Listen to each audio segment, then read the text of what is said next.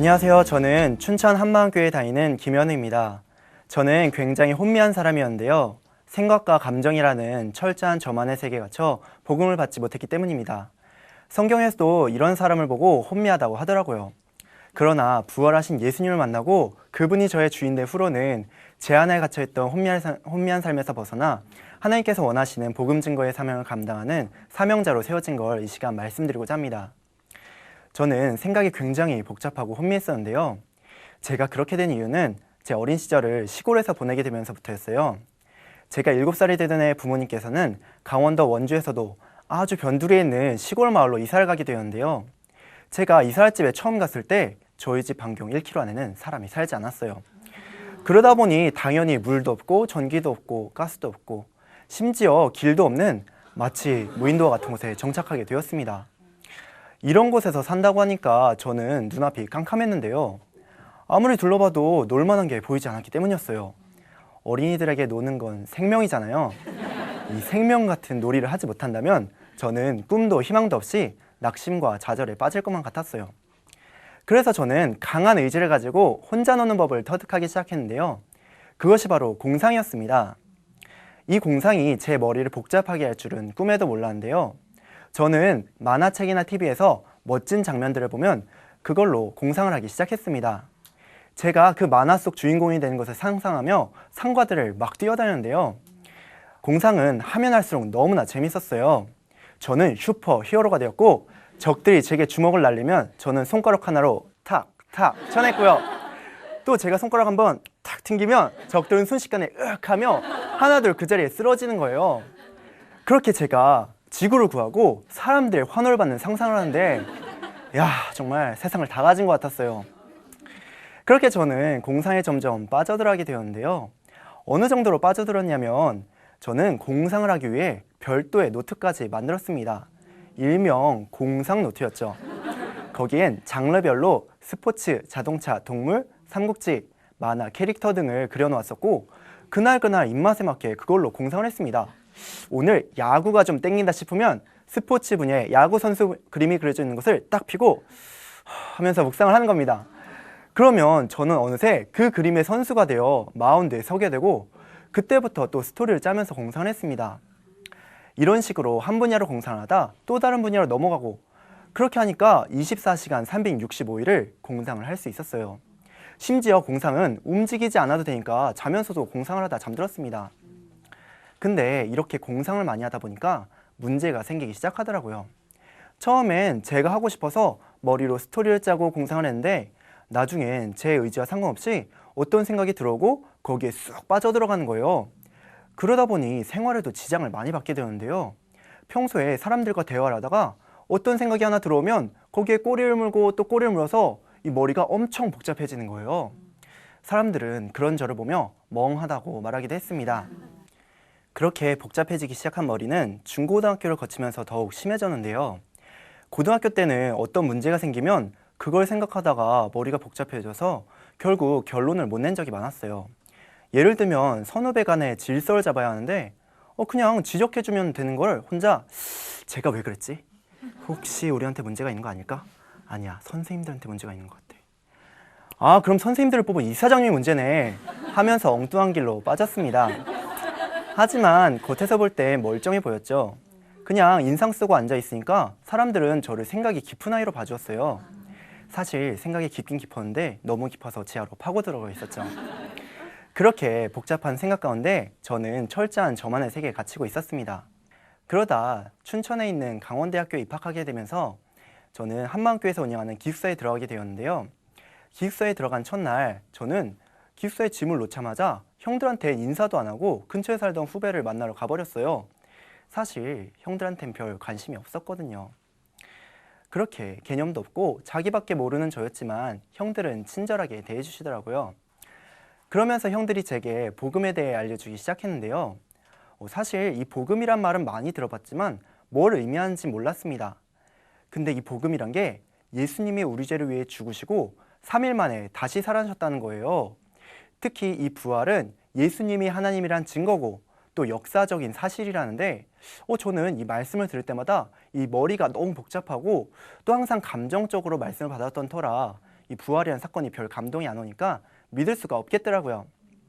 그래서 형들은 제게 예수님의 부활은 네 감정과 상관없는 역사적인 사실이야 이렇게 말했지만 저는 느낌이 오는데 어떻게 믿어요? 하면서 복음을 전혀 듣지 못했습니다. 그렇게 복음에 대해 듣기 시작하면서 저의 혼미한 정도는 점점 심해졌는데요. 급기야 이 말씀을 들을 때마다 머리가 너무 복잡하니까 두통이 몰려오더라고요. 그래서 형들이 말씀을 나눠주면 저는 머리를 붙잡고 하고 있기도 했고요. 또 이게 머리가 복잡하니까 무슨 얘기를 해줘도 나중에 기억이 안 나는 거예요. 그래서 저희 작은 교회 일꾼 형이 말씀을 뜨겁게 나눠주면 이제 알겠네요 이러다가도 말씀이 끝나고 형이 뭐가 좋냐고 물어볼 때는 기억이 안 나는데요 라고 하든지 아니면 제가 알고 있는 지식으로 대충 얼버무리기 일쑤였습니다. 왜냐하면 정말 머리가 하얗게 돼서 아무것도 기억이 안 났기 때문이었어요. 그리고 말이 헛나간 적도 많았는데요. 하루는 밖에 나갔다 기숙사에 들어왔는데 정말 비틀거릴 만큼 머리가 복잡한 거예요. 이제 그렇게 들어와 앉아 있는데 저보다 4살 많은 형이 다른 형들과 집안 얘기를 하고 있었습니다. 무슨 내용인지 자세히는 기억이 안 나지만 그 형이 어머니에 대해 말하면서 우리 엄마가 이러이러 하셨는데 이렇게 됐어 하는데 그게 너무 충격인 거예요. 그래서 제가 니네 엄마가 그러셨어요? 하고 물어봤고 저는 그 이후로 형들에게 니네 엄마로 불리게 되었습니다.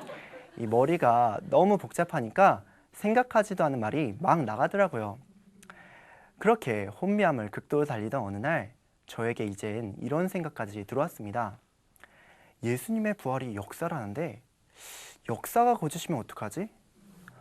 정말 어이없고 말도 안 되는 생각이었는데 이 생각이 한번 들어오니까 머리에서 떠나질 않는 거예요.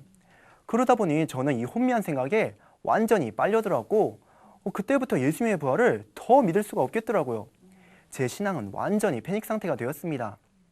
그 다음부턴 이 의심을 떨쳐내려 해도 떨어지지도 않고 생각 자체를 안 해봐도 소용이 없더라고요. 심지어 부활의 역사적인 자료들을 확인해봐도 의심은 사라지지 않았습니다. 그렇게 의심은 어딜 가든지 제 삶의 발목을 잡았어요.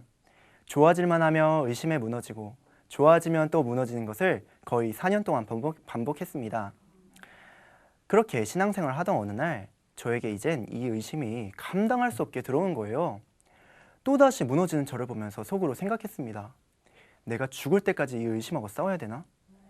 생각해보니 평생 이 싸움을 한다는 게 진이 빠져서 못할 것 같더라고요. 그래서 저는 교회 공동체에 중보기도를 요청하고 하나님께 제 인생을 걸고 엎드리기 시작했습니다. 그렇게 엎드린 가운데 마침 부활절을 맞이했고 목사님께서는 저를 비롯해 공동체 안에 의심이 드는 지체들을 위해 부활을 섬세하게 짚어주셨어요. 그때 목사님께서는 성막에 대해 말씀하셨는데요. 저는 부활에 대해 말씀하실 줄 알았는데 갑자기 웬 성막을 말씀하시나 했어요. 근데 목사님께서는 모세가 이 땅에서 성막을 지을 때 하늘나라에 있는 성막을 보고 지었다는 히브리서 말씀을 보여주시면서 죄 없는 하늘나라에 왜 죄를 사해주는 성막이 있냐고 물어보시는 거예요. 정말 모르겠더라고요. 그런데 그때 목사님께서는 죄 없는 하늘나라에 성막이 있는 이유가 예수님이 거기서 영원한 제사를 드려야 하기 때문이고 그렇기에 예수님은 죽으실 뿐 아니라 반드시 부활하셔야 한다고 하시는데 그때 제 눈이 확 열려지는 것 같았습니다.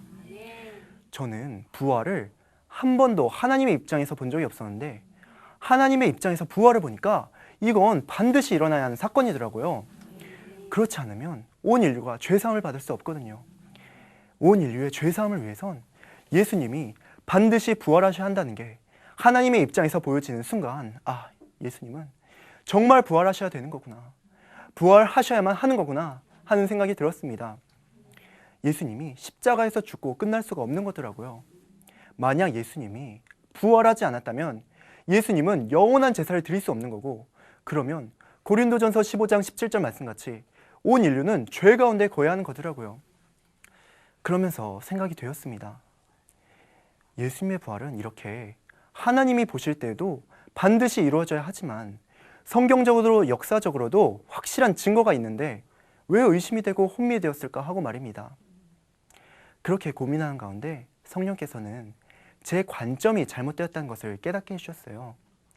바로 부활을 이 세상 임금 마귀가 주는 의심, 곧 이 세상 관점으로 접근했기에 아무리 확증을 해도 의심이 들어오면 거기 걸려 넘어졌던 거더라고요. 역사는 진짜일까? 하는 생각이 들어오면 그걸 붙잡은 상태에서 부활을 확증하려 하니까 이건 죽었다 깨도 확증이 안 되는 거예요. 마치 색안경을 끼고 세상을 보면서 세상이 왜 이렇지? 왜 이런 거야? 하는 것과 동일한 거였어요. 일반적인 사물도 색안경을 끼고 보면 제대로 볼 수 없는 것처럼 예수님의 부활도 이 마귀가 주는 생각을 끼워서 보니까 믿을 수가 없는 거더라고요. 부활은 제자들이 생명 걸고 증거했고 믿지 않는 역사가들도 기록해놓은 객관적이고 역사적인 사실인데 저는 그것을 있는 그대로 받지 않고 있던 겁니다. 그러나 제 관점이 바뀌면서 마귀가 주는 이 세상 관점에서 벗어날 수 있었고 그때부터는 이 예수님의 부활을 있는 그대로 받을 수 있게 되었습니다. 그 이후로는 이 의심이 제게 들어와도 그것이 제게 어떤 영향도 미치지 못했어요. 또 이 의심과 함께 제 머리를 복잡하게 하던 수많은 생각들도 함께 떠나갔고요. 뿐만 아니라 하나님께서는 감정을 의지하던 저의 견고한 진도 깨뜨려 주셨는데요. 저희 목사님께서는 마태복음 12장 39절에 요나의 표적 밖에는, 곧 요나의 표적인 부활 밖에는 없다고 늘 말씀하셨어요. 그러던 중 어떤 분이 이 말씀을 가지고 간증을 하셨는데 자기는 예수님의 부활을 비침받았을 때의 감격이 그 감격이 너무 커서 이젠 그 감격이 없으면 부활 자체가 얼마나 큰 사건인지 보지 못하는 사람이 되었다고 하시는데 그 말씀 앞에서 제 마음이 완전히 무너져 버렸습니다. 감격에 따라, 감정에 따라 믿음도 좌우되었던 제 모습이 보였기 때문이었어요. 감격이 오면 믿고 안 오면 한 발자국도 움직이려 하지 않았던 것이 바로 저의 모습이었습니다. 부활이 진짜가 아닌 것 같다는 기준도 감격이었고 부활이 진짜라고 확신할 때의 기준도 감격이었으니까요. 저는 그 감격 때문에 전능자께서 이 땅에 오셔서 죽으시고 부활하신 이 자체가 얼마나 큰 사건인지 가르쳐줬던 거였습니다. 하나님께서는 이것 밖엔 없다고, 요나의 표적 밖에는 없다고 하시며 독생자 아들을 보내 죽이시고 다시 살리셔서 모든 사람에게 믿을 만한 증거를 주셨는데도 나는 감격이 없어요. 부활을 비춰주세요. 더 확실하게요. 하고 있던 거였어요. 제겐 부활 자체보다 감격이 더 컸던 것을 하나님께서 깨닫게 해주셨고 또 이 세상 신인 마귀가 감정으로 부활의 줄을 가린다는 것도 알게 해주셨습니다. 그렇게 예수님의 부활이 얼마나 큰 사건인지 비춰지니까 제가 그토록 붙들던 감격과 감정은 부활의 주 앞에 아무것도 아닌 것을 알게 되었어요.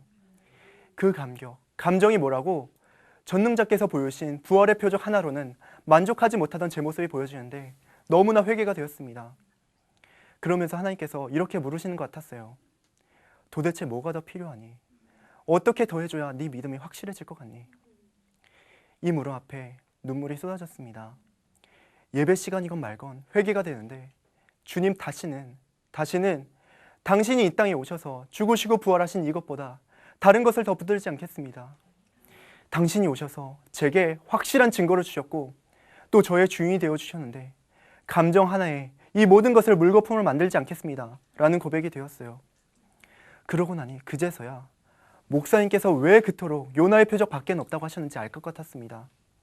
이 세상 그 어떤 것도 이 부활, 이 증거보다 큰 것이 없기 때문이었어요. 왜냐하면 이건 전능자께서 이 땅에 직접 오셨다 가신 사건이었기 때문이었습니다. 그 이후로 저는 예수님의 부활을 확실하게 붙들게 되었습니다. 혹시나 예전처럼 감정이 높아지려 하거나 혼미한 생각이 들 때면 생각했어요. 지금 나에게 어떤 것이 가장 큰가? 그러면서 저는 이 부활의 주님보다 더 높아지려고, 더 커지려고 하는 것들을 끊으며 이 부활하신 예수님을 붙들었고 그때마다 이 복음의 능력과 함께 큰 기쁨이 많은데 정말 천국이 따로 없었어요. 그리고서 얼마 후 학교 기독교 동아리로 등록돼 있는 한마음 성교회 동아리 홍보기간이 있었는데요. 주로 신입생들이 대상인데 이 홍보와 함께 복음도 증가합니다. 제가 이 부활이 너무나 확실해지니까 얼마나 뜨겁게 복음이 증거되는지 정말 제 입에서 불이 나가는 것 같더라고요. 또 제 말을 듣는 학생들도 쫙 몰입되는 게 느껴지는데 예전에 의심이 들어 확실하게 복음도 증가하지 못했던 제 모습과 비교해보니 정말 엄청난 변화라는 걸 알 수 있었습니다. 이제는 캠퍼스든 공원이든 택시든 심지어 지하철까지도 가릴 거 없이 어디서든 담대하게 복음을 증가하고 있습니다. 뿐만 아니라 혼미함이 떠나가고 감정에도 치우치지 않게 되니까 삶이 변하기 시작했는데요. 먼저 형들을 대하는 태도가 달라졌습니다. 예전엔 생각이 꼬리에 꼬리를 물어 이 머리가 복잡하다 보니 형들과의 관계조차 망각한 적이 많았는데요. 그랬던 제가 이젠 형들을 형답게 대하는 아주 예의 있는 사람으로 바뀌었습니다. 예전처럼 형들에게 생각나는 대로 막말하던 게 사라지고 정상적인 대화가 되니까 저에게 니네 엄마란 별명도 사라졌어요. 또 저를 항상 따라다녔던 개념 없다는 얘기도 어느 순간부터 안 들리기 시작했고요. 지금은 오히려 형들이 쓴소리를 해도 아, 형 죄송해요. 제 마음 알죠? 하면서 형들의 마음을 녹여버리는 사람이 되었습니다. 또 부모님과의 관계도 너무 좋아졌는데요. 그동안 저만의 세계에 갇혀 부모님을 신경 써드린 적이 없었는데 이 머리가 맑아지니까 부모님께 잘해드리고 싶은 마음이 들더라고요. 특히 아버지와의 관계가 좀 서먹서먹한 게 있었는데요. 예전 같으면 그 감정대로 따뜻한 말 한마디 없이 아버지를 대하고 한 공간에 있어도 별 얘기도 안 하고 지냈을 텐데 이 부활하신 예수님을 만나고 나니까 제 감정에 상관없이 말씀에 순종하게 되더라고요. 그래서 하루는 서먹서먹한 제 감정대로가 아니라 사랑하라는 주님의 말씀대로 아버지를 안아드렸거든요. 그랬더니 그때 제 안에 뜨거운 사랑과 기쁨이 부어지는 거예요. 정말 너무나 놀라웠습니다. 요즘엔 방학이나 쉬는 날을 택해 부모님의 일손을 도와드리고 있는데요. 저희 집이 여전히 시골 촌동네다 보니까 수학철 같은 때 할 일이 너무 많은 거예요. 거기다 소도 여러 마리 키우고 있어서 두 분이서 하시기엔 무리가 있거든요. 그렇게 가끔씩이라도 도와드리면 부모님께서 너무 좋아하시더라고요. 더 많이 도와드리지 못하는 게 아쉽기도 합니다. 그리고 또 생각이 복잡하지 않으니까 머리가 얼마나 맑고 단순해졌는지 모르겠어요. 이젠 머리가 복잡해서 두통이 오는 경우는 찾아볼 수가 없고요. 어떤 문제가 생겨도 생각이 엉뚱한 길로 빠지는 경우도 없습니다. 오히려 잡생각이 안 들어오니까 공부할 때 집중이 잘 돼 성적이 계속 올라가더라고요.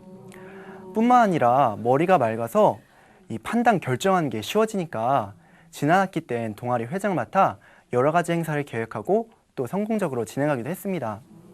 정말 복음의 능력과 하나님의 은혜가 아니면 있을 수 없는 일이었죠. 지금은 한마음기숙사 하나를 맡아 후배들과 함께 생활하고 있는데요.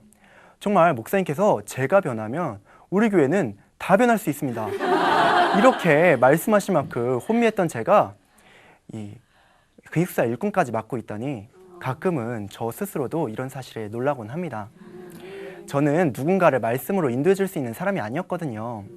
제 문제도 해결이 안 되는데 다른 사람을 이끌어준다는 건 상상도 못했어요. 그치만 부활하신 주님을 만나 제 모든 문제가 해결되고 또 이 부활이 너무 확실해지니까 이젠 사람을 끌어줄 수 있겠더라고요. 복음에는 이렇게 능력이 있습니다. 아무리 복잡하고 혼미한 사람이라도 전능자께서 오셨다 가신 이 복음이면 다 변합니다. 저도 변했고요. 이렇게 저를 혼미한 데서 불러내어 주님의 일꾼 되게 하신 하나님께 영광을 돌리며 제 간증을 마치겠습니다. 감사합니다.